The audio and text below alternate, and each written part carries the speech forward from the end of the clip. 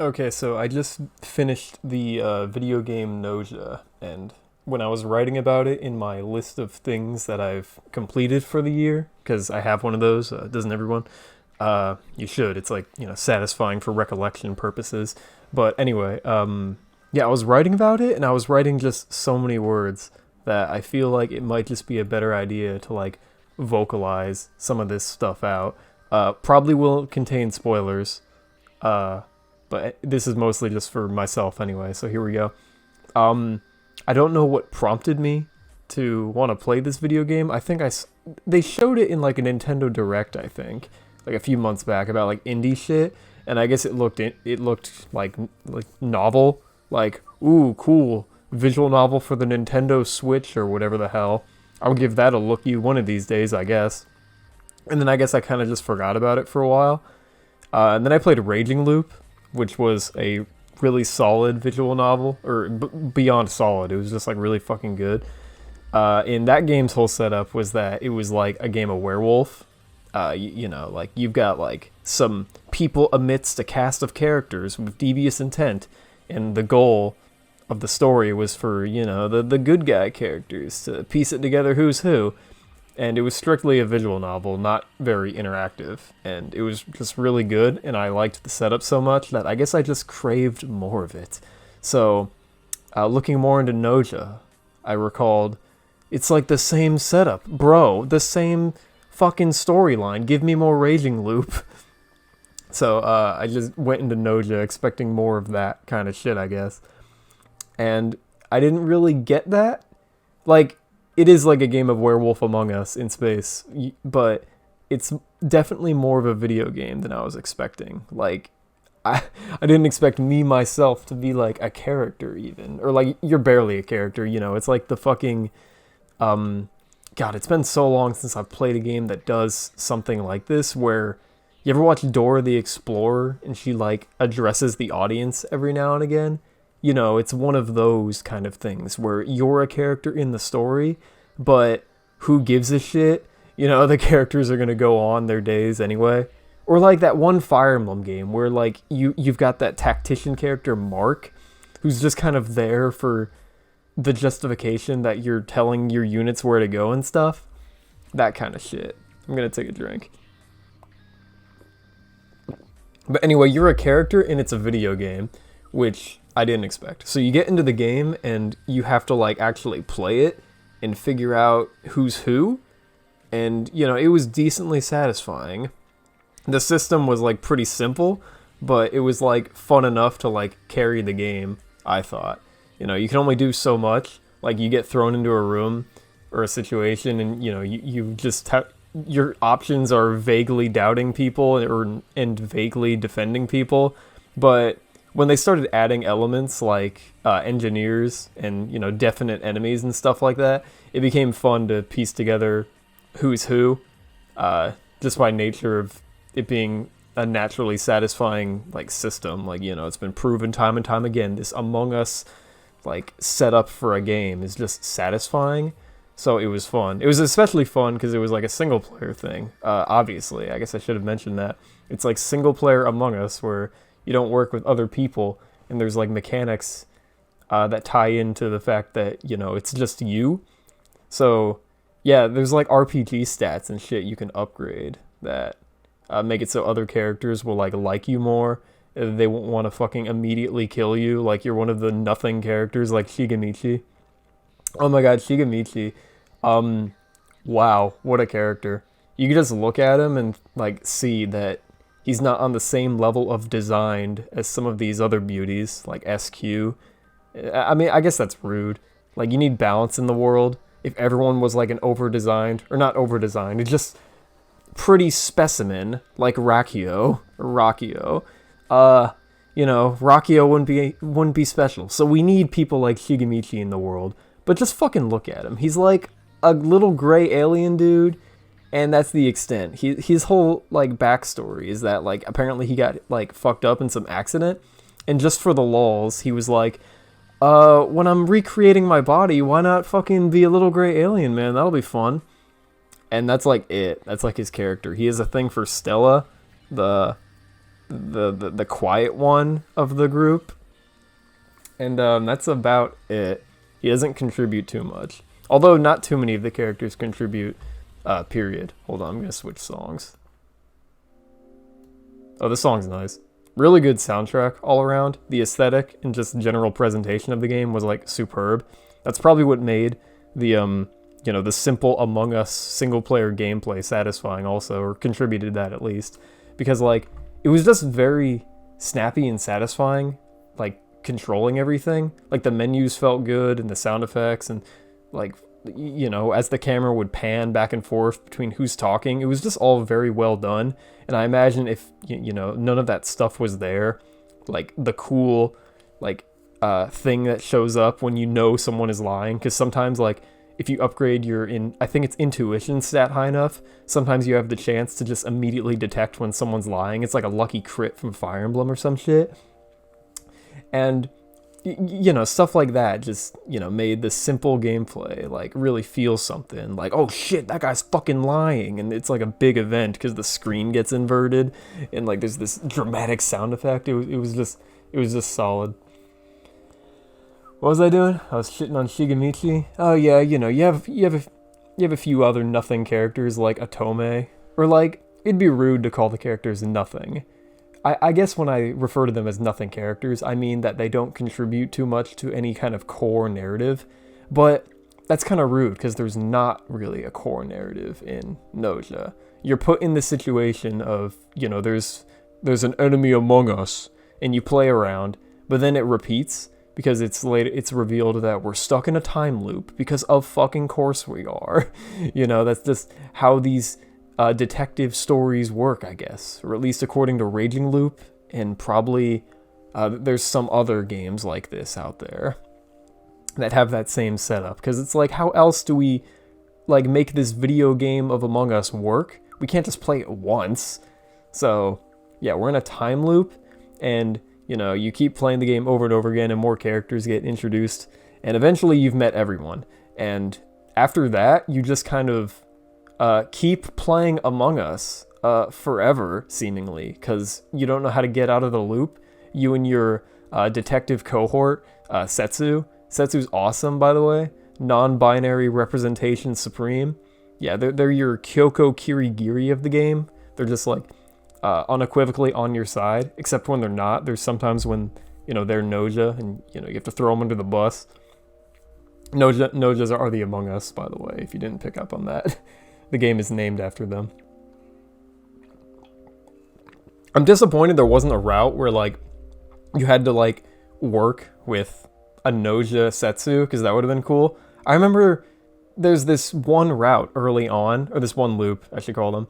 There's this one loop early on where she's a Gnosia and she tells you like from the beginning of the game. So I figured I should help her out even though I'm a crewmate, because we're fucking more than crewmates. We're like time loop cohorts. So I thought there would be like a cool interaction if I did that, but nah, it's it counted as a loss, which was kind of lame. What do I want to segue to talk about now? Give me a minute, I'll think of something. Yeah, the lack of a core narrative. So yeah, after you've gotten all the characters and you and Setsu are just kind of like, alright, I guess we'll just keep playing the loop until something happens, right? And eventually some things do happen. There's this, typical shrine maiden, mysterious bitch character, Yuriko. She's like your Rika Furudu or whatever from your Higarashis, or your Rikakos from your Raging Loop. Just this mysterious quiet bitch who's got a lot of energy. She like seemingly knows like what's going on and stuff. She keeps referring to me, my player character, as an anomaly, like I shouldn't exist. And there's even like a mechanic they introduced where, I guess because I exist, because I'm an anomaly, more anomalies are popping up in the universe of the Among Us rounds we're playing. Is it annoying that I'm calling it Among Us? It's funny, right? No, that's what you meant to say. Okay, so like, yeah. Beyond just engineers and Gnosia and shit, there's another role, the bug. And if the bug isn't affiliated with humans or Gnosia or anything, but they still have the ability to lie. And if they win, if you let them win, if you like kill the Gnosia before them, or the Gnosia. I don't think, no, the Gnosia can't lose, even if the bug is there. They'll just fucking kill them. The Gnosia either win or lose by humans. So yeah, the only people at risk of losing to bugs are humans, because they killed the Gnosia first. But yeah, because you exist, bugs exist. So you gotta like take them out, and they're like a thing that's like sort of tied to the story, because they wouldn't exist if you're there, they reveal, because like your character is like apparently not supposed to exist, which is later elaborated on when they start talking like, before the Among Us rounds even began, someone was killed by a Gnosia or some shit. And apparently that was like you, like way back before the game even started. But so you existing now is like a glitch, and it shouldn't happen. So your persistence is like the universe can't like exist with you in it. So I thought the game was gonna eventually culminate with like me, my player character, in some like super self-sacrifice shit, because I've grown to love Setsu and everyone else so much, I would just sacrifice myself and disappear from the world, and that's how we'd get out of the loop. And I keep having to cut away because I'm trying to like collect my thoughts on what to talk about. But yeah, we're like on the topic of the ending right now, so spoilers obviously. So yeah, after a certain point, the whole like Gnosia thing stops like being a factor, and the plot is like, the main plot is just kind of about you trying to find ways to get out of the loop.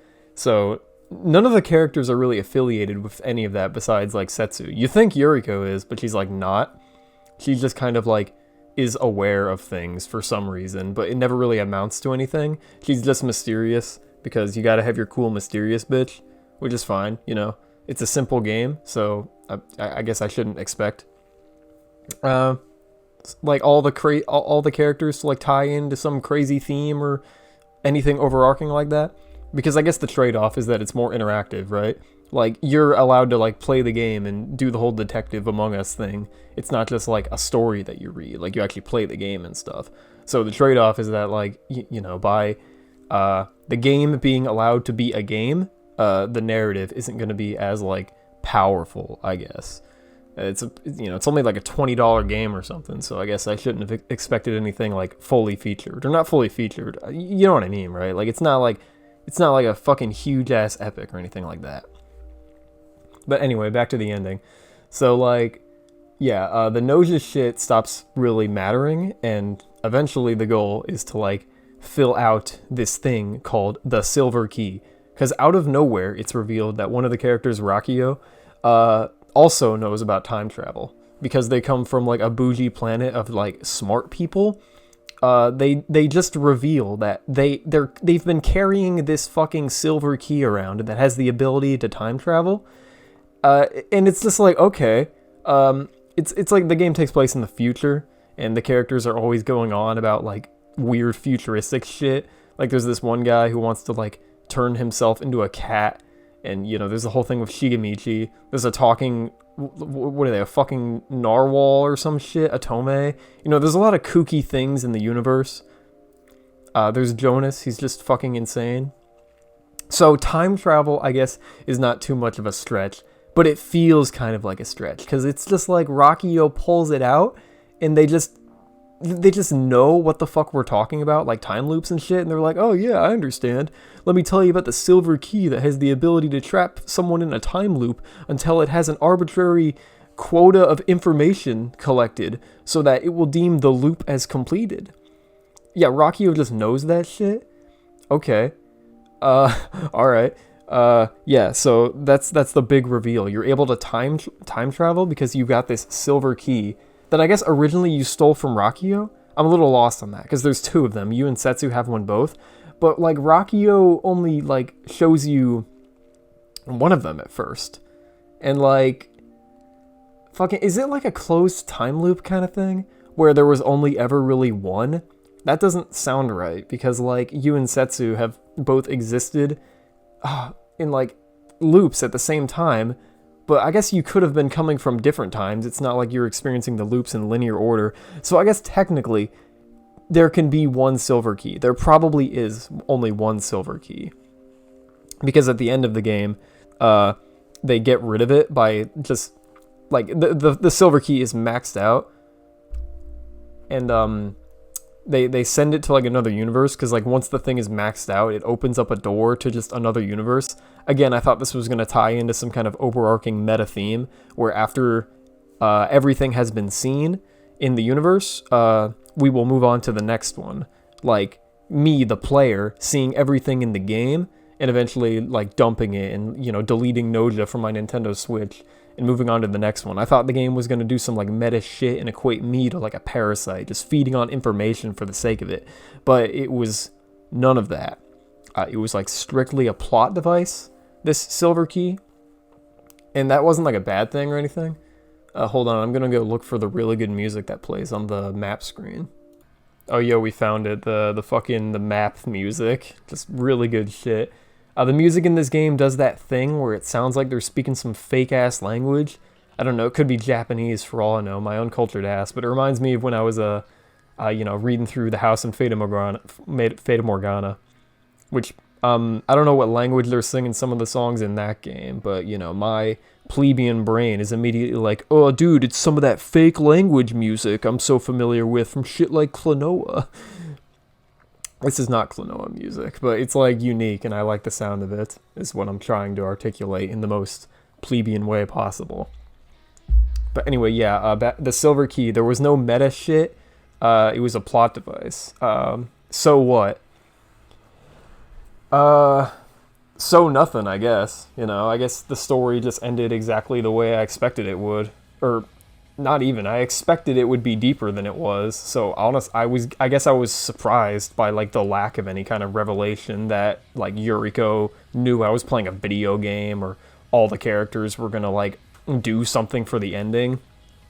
Like, what happens is that you collect all the information on all the characters, which is annoying, by the way. Like, for the most part, it's like not, but then you get to the situation where you've got like one guy left, and it's like, how do I get this last piece of information? So you just keep repeating the Among Us game over and over and over again, and it kind of gets a little annoying. Like, you know, the game is simple and satisfying, but, you know, if you keep, it's not like deep enough to like sustain for like however long it takes for you to find the last piece of information. So after a certain point, it just kind of gets annoying. And it's double annoying because there's like no payoff for like you, the player, becoming annoyed with it. It's like a gameplay flaw. Like, there's never a moment in the story where like they call out the fact that I've been looping for so long and I just don't care about anything anymore. There's like one with like Setsu where she feels that way, but it's like a cute like one-off loop where you and her go fishing, and it's like really cute. I would have liked if like one of the final routes had me getting annoyed, because I was getting annoyed, but like the game seemingly didn't acknowledge that possibility. You know, me having to loop 150 or so times just to get fucking Otome to tell me that she's like scared of eating goldfish or whatever the fuck it was. Really important information my silver key needed to be filled out, right? Oh, yeah.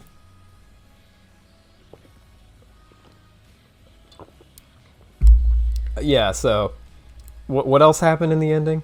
So yeah, you've got this, you max out your silver key and you've got all the information, and at some point Setsu says something like, we've got a lot of information, but like I feel like we're not going to get out of this the way we're trying. We got to like create a specific special scenario, and that's like your hint for like the next time you're setting the parameters for like the next game of Among Us you're going to play.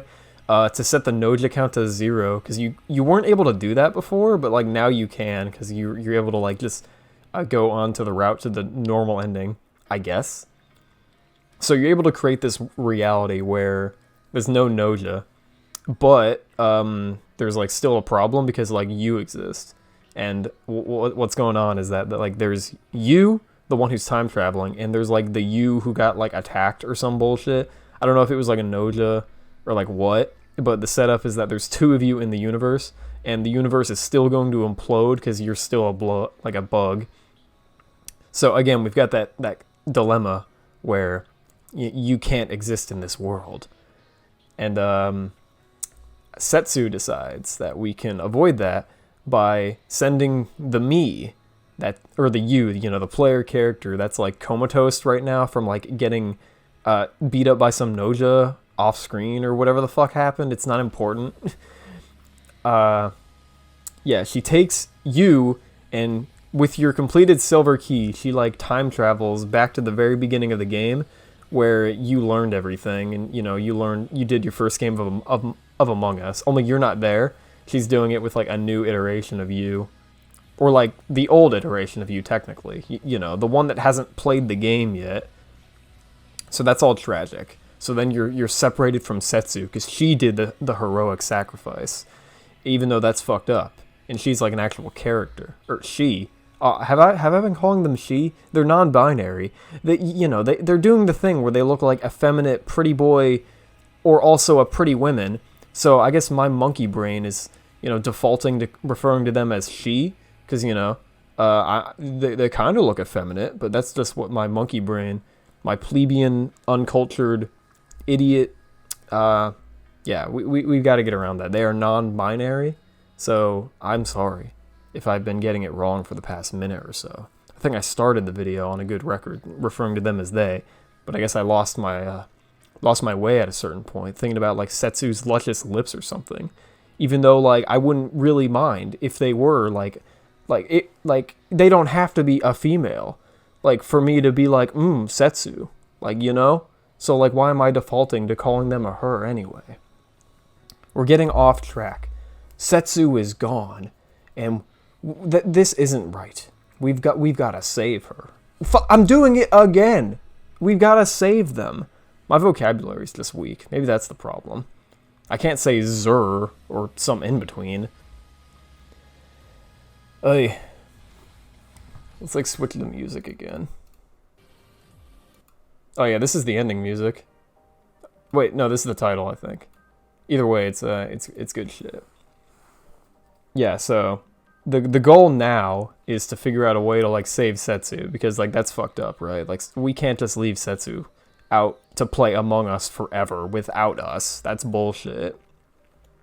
The game even like stings it because like upon getting this normal ending, you're treated to like an image of the title screen, or a new image on the title screen rather, where all the characters are there looking happy and shit, except Setsu, and there's a conspicuous open spot. So you're left to assume there's a true ending, or like some way to like game this system and like come out of it all with like Setsu and like you and everyone happy. Or maybe not you. Maybe you'll do a heroic sacrifice or something.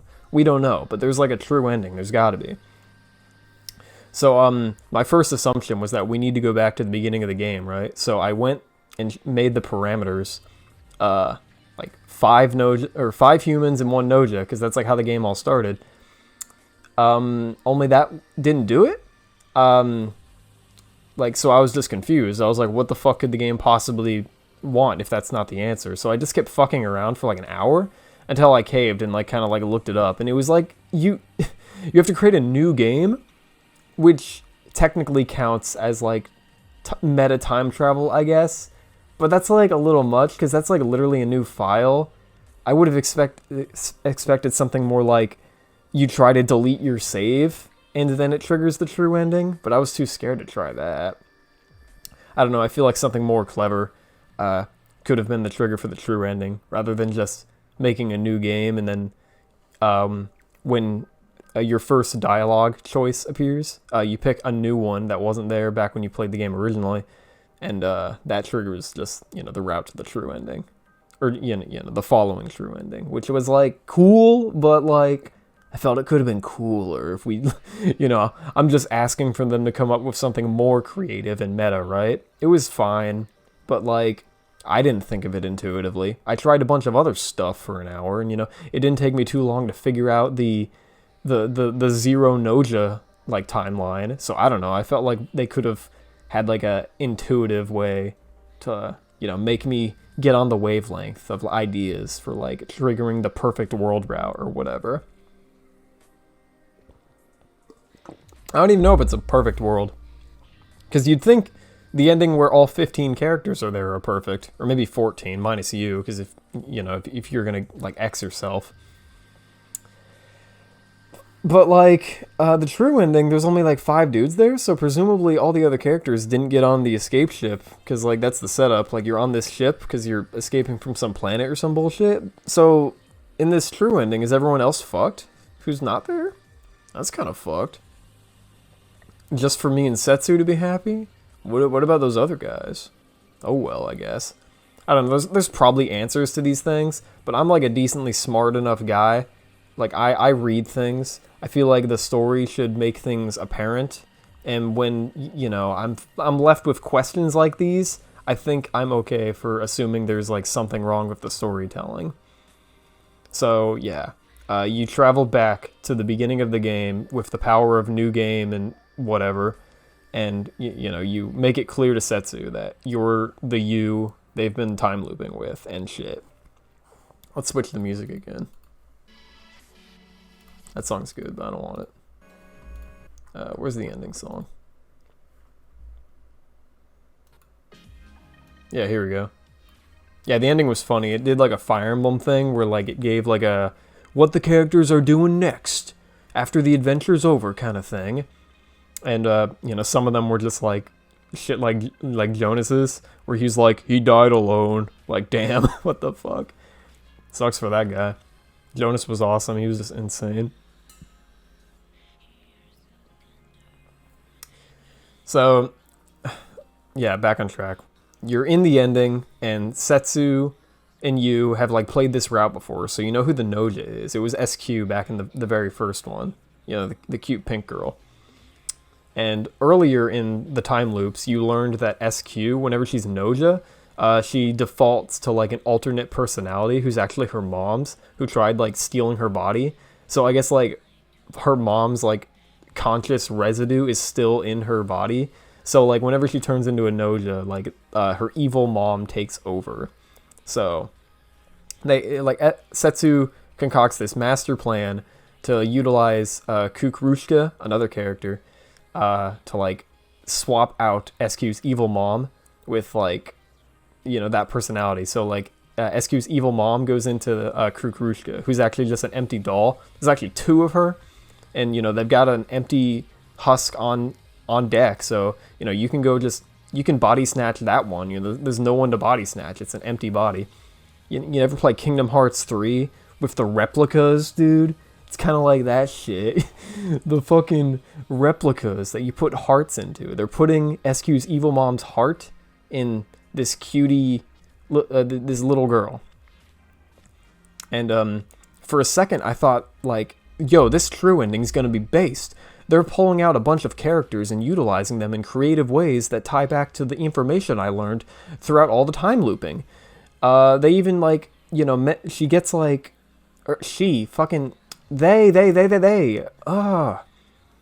Setsu gets like the computer's AI to immediately be on board with the whole plan, because originally they were like, I'm not gonna let you open the special box that Kukrushka is in because you need like captain clearance.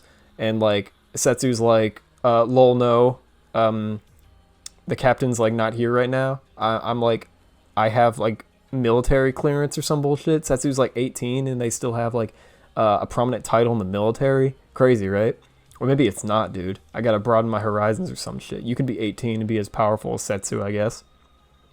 And they refer to the computer's AI as Stella, which was also a thing that was revealed earlier in the game, that the character Stella was actually like just kind of a body for the computer's AI to like walk around and hang out with people with.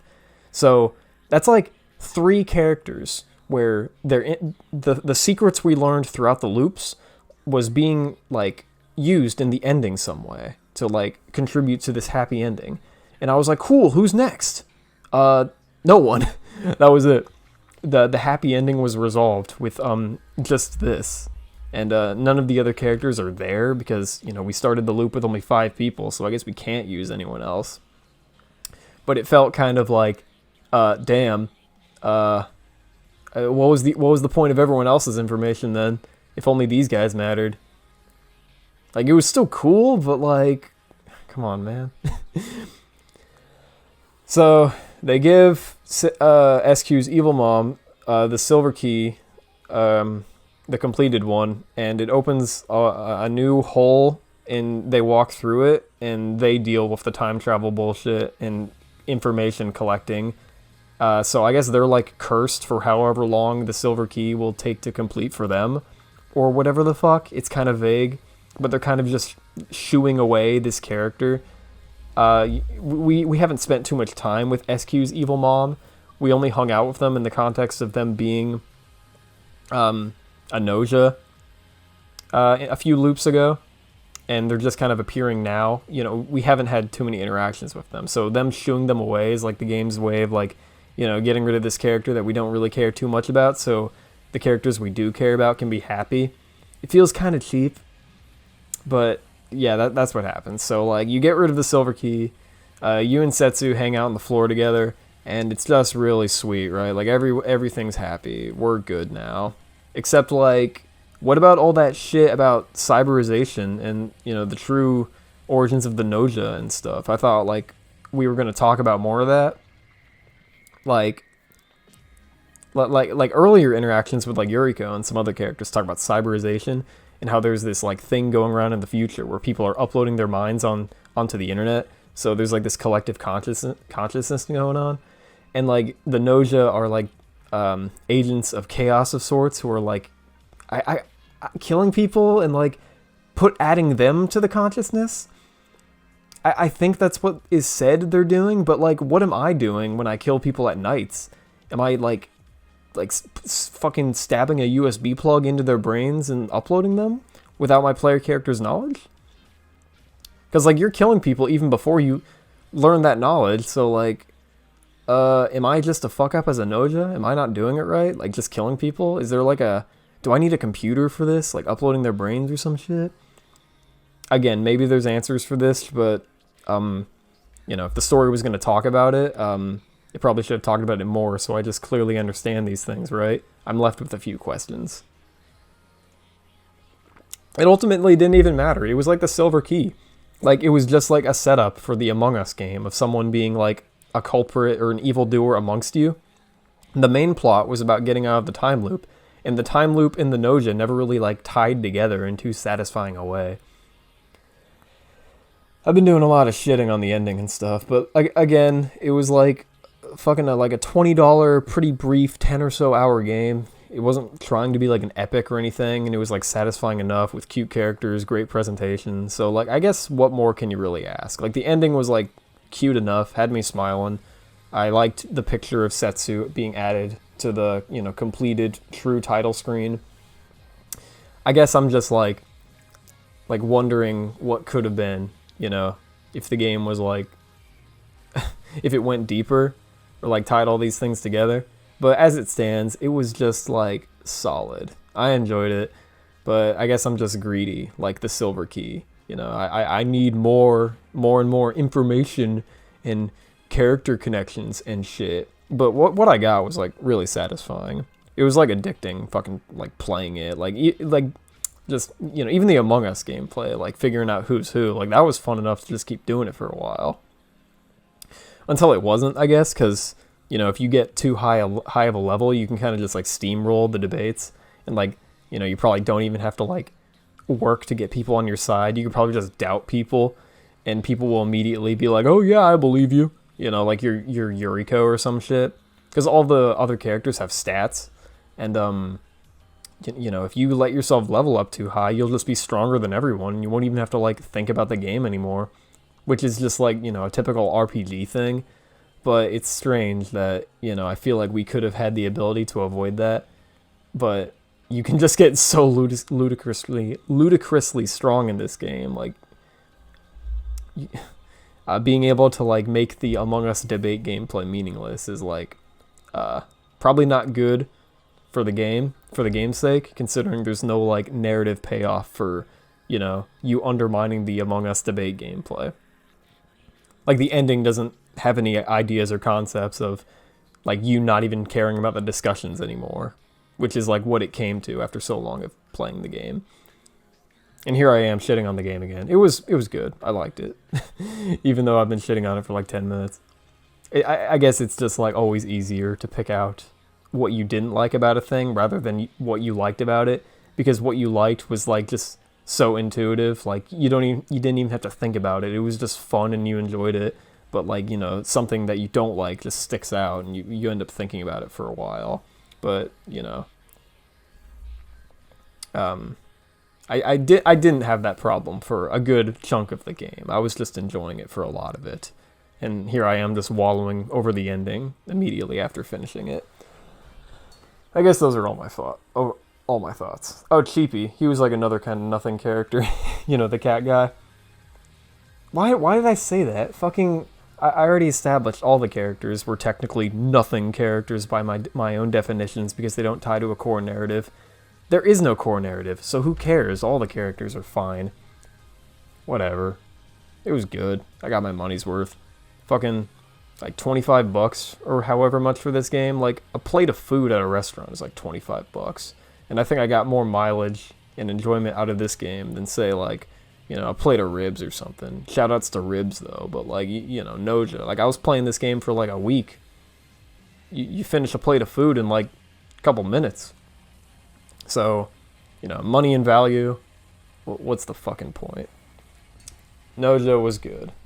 The end.